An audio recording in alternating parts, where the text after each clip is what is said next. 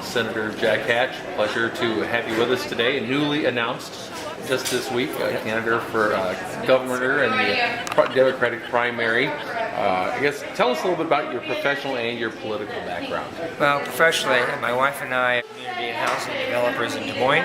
We have affordable housing in Cedar Rapids and Des Moines. We've built over or nearly $100 million in affordable housing in those two cities, and we also provide the management so that we continually work with low-income Iowans to make sure they have a safe place to live.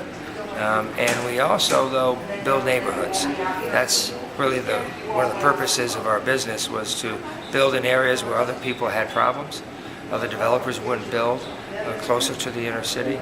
And also in Cedar Rapids, we were the first housing company to build a new apartment building after the 2008 flood. So we're not afraid to go out and build where other people won't. And then talk a little bit about your political history as well. I've been in the Iowa Senate for 11 years. I have one more year in my term, and I was in the House 10 years before that. Areas of responsibility has always been these three areas: education, economic development, and health and human services, and that's where I've spent my time. I've been chairs of the Education Appropriations Committee, and I'm presently the chair of the Health and Human Services Budget Committee, where all of the health and healthcare reform and mental health services came from. Now, you've obviously long political history here in Iowa. What made you decide to enter the race for governor? Well, I think the overriding issue is really leadership. We have, I think Governor Branstad came in as a fifth-term governor, and everybody had high expectations that he would bring people together. But what actually has happened is that he has divided this state, and the very conservative right wing is really responding well to his message. But there's the rest of us that want something a little different. And what we want is just what we think is common sense. We want a healthcare system that is available to everybody. We want economic development where everybody is a participant in. And we want education where we will have our kids learn in school and they have interactive learning experiences. We want our seniors to have home health care where they deserve it as they age.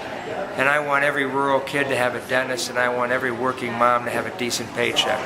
And I want incomes to rise, and I want the poverty rate to fall. And I want communities, cities and towns, counties to grow. And I want businesses to expand. And that's a pretty big agenda. And yet our governor today is really leaving all of that to chance. He hasn't created anything more than 20,000 jobs legitimately, and that's 10% of his goal of creating 200,000 jobs. And he actually, with health care, which we believe is the right of every Iowan and every American to have, he opposed the health care plan from the governor, and from the president, and from Congress. And he wrote, wanted to support the deconstitutionalization, he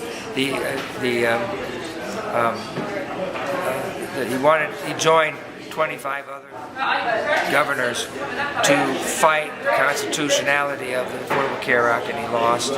He supported a president who wanted to refund and to repeal the affordable health care, and he lost.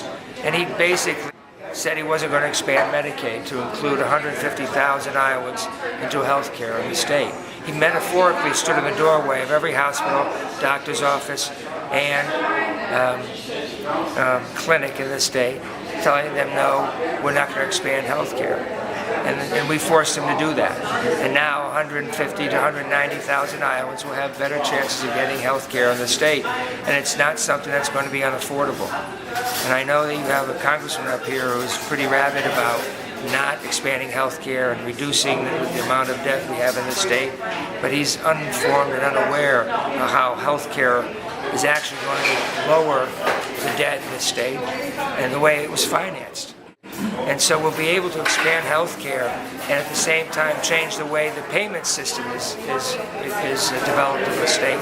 So it's not just about getting people into healthcare, it's about reforming the entire healthcare delivery system. And we are doing that, and that's one of the best things that has really been unreported in the country, and certainly in this state. So we're pretty proud of what we've done, but there's more work to do. And we need a governor to take these hard issues and instead of dividing us, bring us together, bring the stakeholders together, and get something done. Before you get to go head-to-head with Governor Branstad, you have a primary when another candidate to defeat there. What separates you from your opponent in the Democratic primary? Well, we need to make sure that everyone understands that both of us believe that our responsibility is fighting and proposing a campaign against the incumbent, Terry Branstad. My opponents are people who probably feel the same way I do about most of the issues. But the one thing that's different is that I bring experience to this campaign. 22 years in the legislature. I'm an owner of a business that has been successful.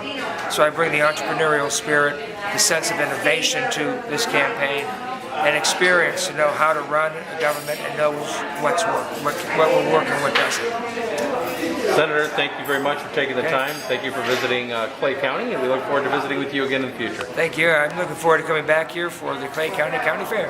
Next year. Thank Fantastic. you very much.